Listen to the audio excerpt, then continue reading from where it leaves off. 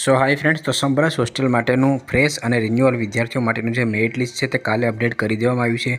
ત્યાર પછી મોસ્ટ ઓફલી વિદ્યાર્થી ભાઈઓ બહેનોની પ્રશ્ન આવી રહ્યા હતા કે સર સમાજ કલ્યાણ હોસ્ટેલનું મેરિટ લિસ્ટ ક્યારે ડિક્લેર કરવામાં આવશે। તો આજે 17 જુલાઈના દિવસે સમાજ કલ્યાણ એટલે કે સરકારી હોસ્ટેલ જેમાં SC, ST, OBC, EBC વગેરે કેટેગરીના વિદ્યાર્થીઓએ ફોર્મ ભર્યું હતું, તો એનું જે મેરિટ લિસ્ટ છે એ પણ ડિક્લેર કરી દેવામાં આવ્યું છે। તો એ મેરિટ લિસ્ટ ડાઉનલોડ કરવા માટે તમે જે પણ બ્રાઉઝર યુઝ કરતા હોય એમાં તમારે સમાજ કલ્યાણ હોસ્ટેલની ઓફિશિયલ વેબસાઇટ SJED તમારે સર્ચ કરવાની રહેશે।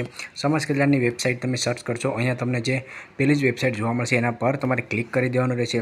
એના પર તમે ક્લિક કરી દેશો અને ત્યાર પછી નીચે આવશો તો અહીંયા નીચે તમને ન્યૂઝ એન્ડ નોટિફિકેશન જોવા મળશે, ત્યાં તમને રીડ મોર જોવા મળશે, એના પર તમારે ક્લિક કરી દેવાનું છે।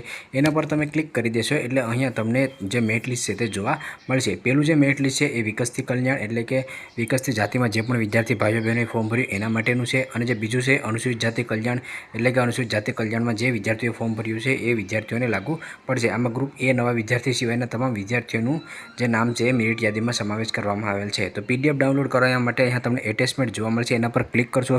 એના પર ક્લિક કરી અને PDF ડાઉનલોડ કરી અને બંનેમાંથી જે પણ હોસ્ટેલમાં તમે ફોર્મ ભર્યું હોય એટલે કે તમે વિકસતી જાતિમાં ભર્યું હોય કે અનુસૂચિત જાતિ કલ્યાણમાં ભર્યું હોય એ PDF તમે ડાઉનલોડ કરી અને ત્યાર પછી તમારું નામ છે એ તમારે સર્ચ કરી લેવાનું રહેશે। તો અહીંયા અટેચમેન્ટ જોવા મળશે, એના પર તમે ક્લિક કરશો એટલે PDF છે એ તમારા મોબાઈલમાં ડાઉનલોડ થઈ જશે।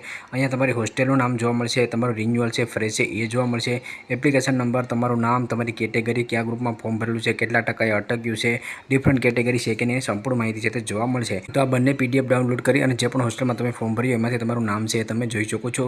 તમને જે પણ હોસ્ટેલમાં એડમિશન મળ્યું છે એ હોસ્ટેલના જે નોટિસ બોર્ડ છે ત્યાં પણ મેરિટ લિસ્ટ છે તે ડિક્લેર કરવામાં આવતું હોય છે। તો આવી રીતે PDF ડાઉનલોડ કરી અને તમે પોતાનું નામ છે એ જોઈ શકો છો। આગળ બીજી કોઈ પણ અપડેટ આવતી હશે એના પર પણ હું વિડીયો બનાવતો રહીશ। તો તમે ચેનલમાં ન હોય તો ચેનલને સબસ્ક્રાઈબર કરવાનું ભૂલશો નહીં।